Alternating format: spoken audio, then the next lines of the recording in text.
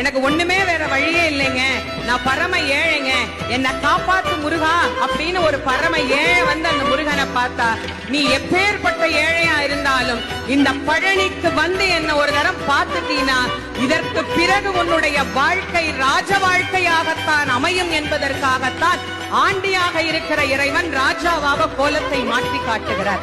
நமக்காகத்தாங்க இறைவனுக்கு கோலம். ஆனா நாங்க சொல்றோம் அவர் ஆண்டியா பார்க்க கூடாது. நல்லா தெரிஞ்சுக்கோங்க, யாருக்காவது காசு வேணும்னா யார்கிட்டையும் கேட்காதீங்க, இந்த மலை மேல இருக்கிற எங்க ஆள்கிட்ட கேளுங்க, அவருதான் எல்லா காசையும் வச்சிருக்கிறார். அவர்கிட்ட போனா லோனே இருக்காது.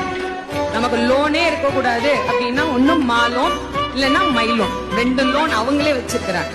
அதனால அங்க போயிட்டீங்கன்னா வாழ்க்கையில, ஏன்னா இப்ப எல்லாருக்குமே லோன்ல தானே வண்டி ஓடிட்டு இருக்கு, அதனால அதெல்லாம் இல்லாம இருக்கணும்னா இவர் காலை போய் பிடிங்க, என்ன கேட்டாலும் எங்க அப்பன் முருகன் கொடுப்பார். நீங்க